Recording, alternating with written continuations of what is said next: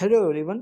आज इस वीडियो में मैं आपको एडमिट कार्ड के कुछ इंपॉर्टेंट इंस्ट्रक्शन के बारे में बताऊंगा एंड ये भी बताऊंगा कि आपको एग्जामिनेशन सेंटर पे किन किन चीज़ों का ध्यान रखना है। ठीक है, सबसे पहले आप ये देखो कि आपके एडमिट कार्ड पे आईपी एड्रेस, जिस डिवाइस से आपने एडमिट कार्ड डाउनलोड किया उस डिवाइस का IP address, date and time mention है, क्योंकि ये चीज़ें मैंडेटरी है तो ही आपका एडमिट कार्ड वैलिड होगा।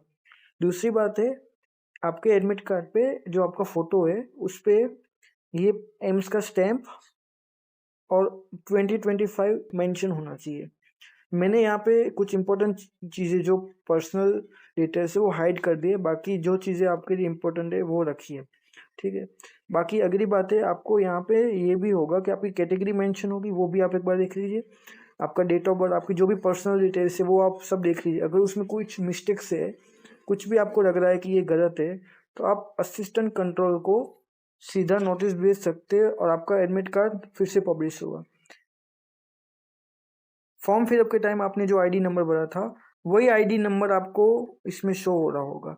तो जो आपको एग्जामिनेशन सेंटर पे वैलिड आईडी प्रूफ लेके आना है, तो आप ट्राई करना कि जो आपको उसमें मेंशन था वही लेके जाए। बाकी इनमें से भी आप दूसरे भी लेके जा सकते हैं। यानी एक इम्पोर्टेंट चीज़ है कि आपको उसका फोटो कॉपी नहीं लेके जाना है, आपको ओरिजिनल ही लेके जाना पड़ेगा। या फिर आप अपने मोबाइल में ऐसे शो कर रहे हो, ये नहीं चलेगा, आपको ओरिजिनल आईडी प्रूफ लेके जाना होगा। ये बहुत इंपॉर्टेंट चीज़ है, नहीं तो आपको एंट्री ही नहीं मिलेगी। बिना एडमिट कार्ड के और बिना आईडी कार्ड के आपको एंट्री नहीं मिलेगी। आप एक बार सेंटर भी अच्छे से चेक कर लो, बाई चांस कोई कन्फ्यूजन की वजह से किसी और सेंटर पे ना जाओ। फिर एग्जामिनेशन का टाइम 10:30 to 11:30 होगा। 1.5 आवर का होता है एग्जामिनेशन।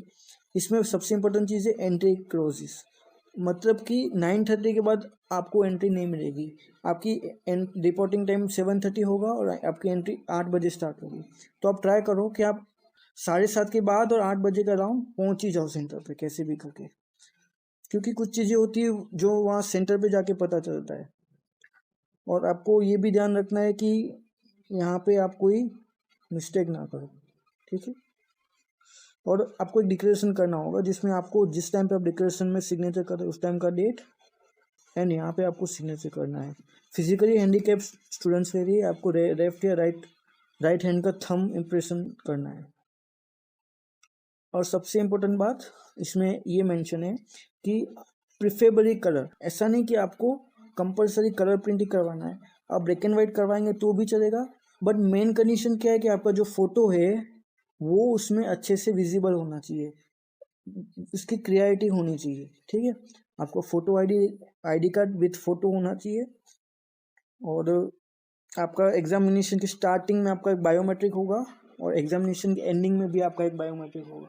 तो ये बायोमेट्रिक का रीज़न ये है कि ड्यूरिंग काउंसलिंग भी आपका बायोमेट्रिक वेरिफिकेशन होता है, जिससे यही पता चलता है कि एग्जामिनेशन और काउंसलिंग के टाइम सेम ही स्टूडेंट है। फिर यही लिखा है कि आप कोई चीटिंग वगैरह ना कर सकते, कोई अनयूजुअल एक्टिविटी आप ना करें। अगर आप ऐसे करते हुए देखे गए तो आपके लिए बहुत दिक्कत हो सकती है। और यही आपको 9:30 के बाद आने नहीं मिलेगा। आपका ड्रेस कोड भी लिखा हुआ है कि आपको शूज़ या फुटवेयर ऐसे नहीं पहनने जिनका थिक सोल हो। आपके ऐसे कपड़े भी नहीं पहनने जिसमें बड़े बड़े बटन्स हो, या फिर फैंसी टाइप में ऐसे नहीं, प्रिंट टी शर्ट पहन लो। और शर्ट भी पहन सकते हो, बट ऐसा नहीं कि उस पर बहुत प्रिंटिंग हो। आप नॉर्मल स्लीपर पहन लो या क्रॉक्स पहन सकते हो। नॉर्मल नॉर्मल पैंट भी आप पहन लो, ऐसा नहीं कि जीन्स वगैरह पहन के जा रहे हो। आपको कोई इलेक्ट्रिक इंस्ट्रूमेंट नहीं लेके जाने हैं, कोई अल्कोहल की या ड्रग्स वगैरह ये सब अलाउड नहीं है, तो ध्यान रखें। और सबसे इम्पोर्टेंट पॉइंट है ये, जो मैंने बहुत बार बता के रखा है, कि अगर आप क्वेश्चन ड्यूरिंग एग्जामिनेशन आप क्वेश्चंस कर रहे हो और आपने मार्क फॉर रिव्यू रखा और आपने क्वेश्चन बाद में जाके अटेम्प्ट कर दिया, but at the exam end of exam आपने वो क्वेश्चंस मार्क फॉर रिव्यू में से हटाया नहीं, तो वो क्वेश्चन आपका करेक्ट होते हुए भी आपको उसके मार्क्स नहीं मिलेंगे। मतलब ये कि यहाँ लिखा हुआ है कि question marked for review shall not be evaluated, मतलब वो काउंटिंग ही नहीं होगा उसका अगर आपने उसको मार्क फॉर रिव्यू रखा है।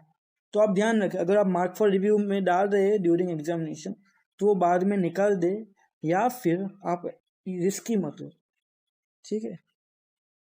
अब यही चीज़ें लिखी हुई है यहाँ पे, और बायोमेट्रिक का लिखा हुआ है कि एग्ज़ाम के स्टार्टिंग में एंड एग्ज़ाम के एंडिंग में आपका बायोमेट्रिक होगा। अगर आप अपने रिवीजन के जो कुछ क्लोथ्स होते हैं अपने रिवीजन के लिए पहनते, तो आप थोड़े टाइम जल्दी चले जाइए, जिस वजह से आपका प्रॉपर चेकिंग हो सके, जो ठीक है।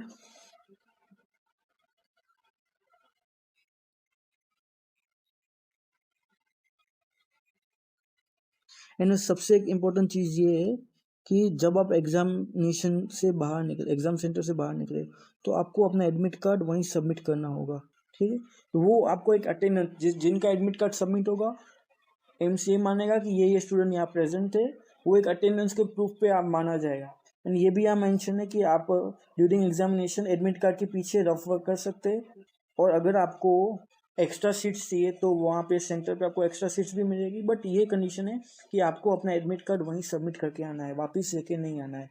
एंड ये सब चीज़ें अंदर की यूज़ के लिए, फॉर इंटरनल यूज़। आपको ये computer seat number, lab number, ये सब अंदर मिलेगा, इन्विजिलेटर का साइन है, इसमें आपको कुछ नहीं करना। आपको सिर्फ दो चीज़ें मेंशन करनी है, डेट ऑफ डिक्लेरेशन और थंब सिग्नेचर ऑफ कैंडिडेट।